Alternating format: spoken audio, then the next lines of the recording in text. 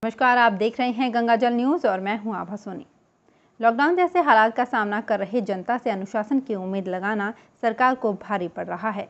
सरकार द्वारा जारी गाइडलाइन भी कुछ बिंदुओं पर अस्पष्ट सी है, जिसके कारण कुछ मामलों में अधिकारी भी भ्रमित हैं और उनके पास स्पष्ट जवाब नहीं है।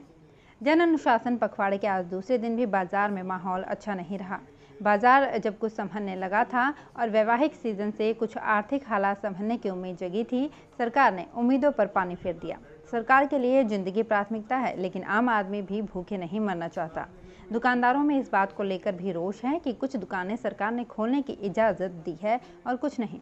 इसका मतलब तो ये हुआ कि जिन दुकानों को बंद रखा जा रहा है, कोरोना उनसे ही फैलता है और अन्य से नहीं। इसे लेकर आज शहर के व्यापारियों के एक प्रतिनिधिमंडल ने एडीएम हाकम खान से उनके कार्यालय में मुलाकात की और उन्हें भी समय में छूट देने की मांग की। इस अवसर पर एसडीएम यशपाल आहूजा भी मौजूद थे। व्यापारियों ने एक ज्ञापन भी सौंपा। एडीएम व एसडीएम ने कहा कि ये सरकार के निर्णय हैं और सरकार ही बदल सकती है, इसमें स्थानीय स्तर पर निर्णय नहीं लिया जा सकता, इसलिए सभी व्यापारी सरकार का सहयोग करें। इस अवसर पर जय किशन भाटी, गौरी शंकर, गौतम चंद, महावीर जैन, नितिन सोलंकी, विकास भंसाली आदि उपस्थित थे। कोरोना संक्रमण की बढ़ती स्थिति को देखते हुए अब फलौदी के सरकारी अस्पताल में ही डेडिकेटेड कोविड हॉस्पिटल बनाया जा रहा है। मंगलवार को ADM Hakam Khan, SDM Yashpal Ahuja, PMO doctor Madhu Sharma व BCMO doctor Mahavir Singh Bhati, doctor Chandsukh Soni ने सरकारी अस्पताल में बैठक की और ब्लड बैंक के साथ बने वार्ड को डेडिकेटेड कोविड हॉस्पिटल बनाने का निर्णय किया। इस वार्ड में बेड लगे हुए हैं और पंखे आदि भी लगे हुए हैं। प्रत्येक बेड के साथ ऑक्सीजन सिलेंडर रखने और डेडिकेटेड कोविड हॉस्पिटल के अनुसार तैयारी करने का निर्णय किया और उसी के हिसाब से आज से ही तैयारियां प्रारंभ कर दी गई। कोरोना संक्रमित ऐसे मरीज जिन्हें होम आइसोलेट नहीं किया जा सकता और जोधपुर रेफर करने की आवश्यकता होती है, उन्हें प्रथम चरण में यहीं रखकर इलाज किया जाएगा। ये बिल्कुल सेपरेट रहेगा और इसका स्टाफ भी अलग से रहेगा ताकि किसी के संपर्क में नहीं आए। कोरोना संक्रमण की विस्फोटक स्थिति को देखते हुए प्रशासन पूर्व तैयारी में जुट गया है और इस अवसर पर एसपी चांडा, कमरलाल डोयल सहित अन्य नर्सिंग स्टाफ भी उपस्थित था। जन अनुशासन में प्रतिबंधित दुकानदारों ने आज भी सुबह दुकानें खोलने का प्रयास किया, लेकिन प्रशासन की सख्ती के चलते ये संभव नहीं हो पाया। कुछ दुकानदारों ने दुकानें खोलने का प्रयास किया, लेकिन बाद में बंद कर दी। बाजार में यही लुका छिपी का खेल दोपहर तक चलता रहा।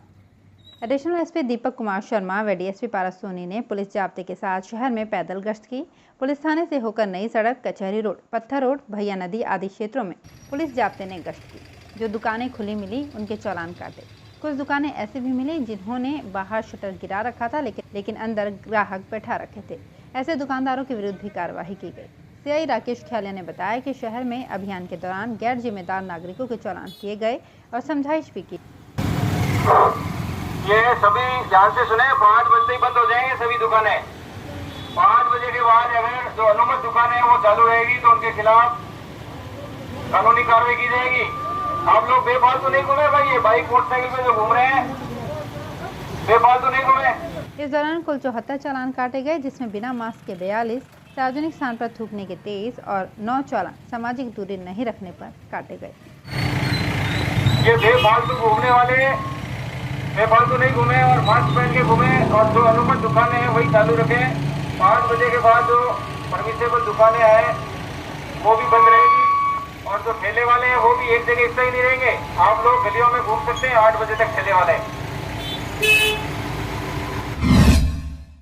कुछ दिनों से सोशल मीडिया पर वायरल हो रहा एक वैवाहिक निमंत्रण कार्ड चर्चा का विषय बना हुआ था। कारण था उसमें छपे हुए 200 से ज्यादा नाम। लोग हैरान थे कि जब कार्ड पर इतने नाम छपे हैं तो शादी में कितने लोग शामिल होंगे। लेकिन अब यही नाम कार्ड छपवाने वालों के लिए भारी पड़ने वाले हैं। आज एसडीएम एवं इंसिडेंट कमांडर यशपाल आहूजा ने कार्ड छपवाने वाले राजकीय उच्च प्राथमिक विद्यालय हरजी गुदारों की ढाणी पडियाल के प्रधान अध्यापक मोहनलाल बिश्नोई को 17 सीसीए के तहत आरोप पत्र जारी किया गया है। 2 महीनों में ये दूसरा अवसर है जब बिश्नोई को 17 सीसीए का दूसरा नोटिस जारी किया गया है। आरोप पत्र में कहा गया है कि प्रीति भोज एवं विवाह आशीर्वाद समारोह के लिए छपवाए गए आमंत्रण पत्र में करीब 200 स्वागतकर्ताओं के नाम हैं। कोविड गाइडलाइन के मुताबिक विवाह समारोह में 50 से अधिक व्यक्तियों को आमंत्रित नहीं किया जा सकता। एसडीएम को भी ना तो विवाह की सूचना दी है और ना ही स्वीकृति के लिए आवेदन किया है। आरोप पत्र में कहा गया है कि राजकीय सेवक होने के नाते आपसे ये अपेक्षा की जाती है कि आप कोरोना गाइडलाइन की पालना करेंगे। इस निमंत्रण पत्र से स्पष्ट होता है कि आपने कोरोना गाइडलाइन का उल्लंघन किया है। ये कृत्य कर्तव्य के प्रति लापरवाही, कोविड गाइडलाइन के तहत सरकार के आदेशों की अवज्ञा तथा गंभीर दुराचरण का प्रतीक है। इससे पूर्व 19 फरवरी 21 को मोहनलाल बिश्नोई को 17 CCA का नोटिस जारी किया गया था। इस दिन इन्होंने सरकारी अस्पताल में कोविड टीकाकरण करवाया था, लेकिन चिकित्सा कर्मियों ने इन्हें 30 मिनट तक चिकित्सालय के ऑब्जर्वेशन रूम में रुकने के लिए कहा था, तो वो वहां रुके नहीं और रोके जाने पर चिकित्सा कर्मियों के साथ अभद्रता की और हुड़दंग मचाया। इस मामले में मोहनलाल बिश्नोई ने 23 दिसंबर को जवाब पेश कर भविष्य में इसकी पुनरावृत्ति नहीं करने का विश्वास दिलाया था, लेकिन SDM इससे संतुष्ट नहीं हुए। उन्होंने कार्यालय आदेश में लिखा कि बिश्नोई ने राजकीय कार्मिक होते हुए भी सरकारी आदेशों की पालना करने में कोताही की, जो अन्य कार्मिकों के लिए एक गलत उदाहरण प्रस्तुत करता है। आरोप साबित होने पर मोहनलाल बिश्नोई को परिनिंदा से दंडित किया जाता है। सेवा अभिलेख में इसका इंद्राज किया जाएगा। जन सेवा में समर्पित समर्पण सेवा ग्रुप ने गर्मियां शुरू होते ही पक्षियों की सुध लेना शुरू कर दिया है।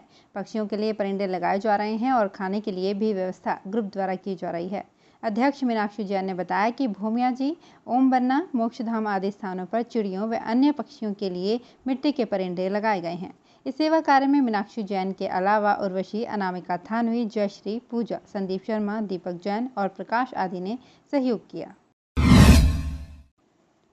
कोरोना संक्रमण की बढ़ती रफ्तार को थामने के लिए राज्य सरकार की ओर से कर्फ्यू के बाद लगाए गए जन अनुशासन पखवाड़े के दूसरे दिन खींचर में कहीं असर दिखाई नहीं दिया। गांव में अधिकांश दुकानें खुलने व फल सब्जी के ठेले लगाने से रोजाना की तरह ग्रामीणों की चहल पहल बनी रही, लेकिन बाद में पुलिस और प्रशासन की मुस्तैदी के चलते सरकार द्वारा दी गई छूट के अलावा खुली दुकानों को बंद करवाकर चालान काटे गए।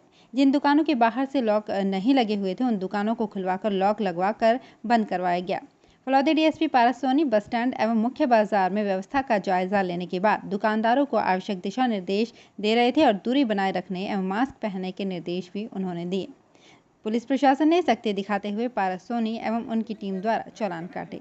ग्रामीणों को बिना मतलब घर से बाहर ना निकलने एवं अगर काम से भी निकलें तो मास्क पहनकर निकले। जो बिना मतलब दुकान खोलकर बैठे हैं, उन लोगों के खिलाफ सख्त कार्रवाई की जाएगी।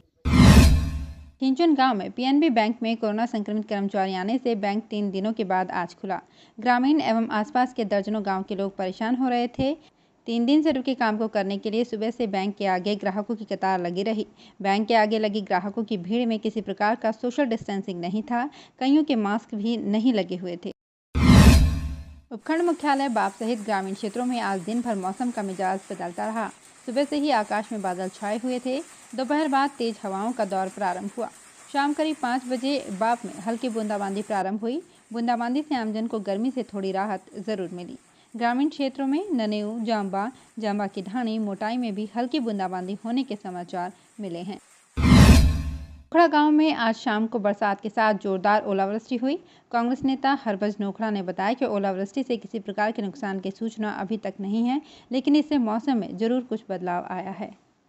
गंगाजल न्यूज़ के साथ बने रहने के लिए धन्यवाद। और हाँ, अगर अभी तक आपने गंगाजल न्यूज़ को सब्सक्राइब नहीं किया है तो सब्सक्राइब कर लें, ताकि हर नई अपडेट हम आप तक पहुँचा सकें।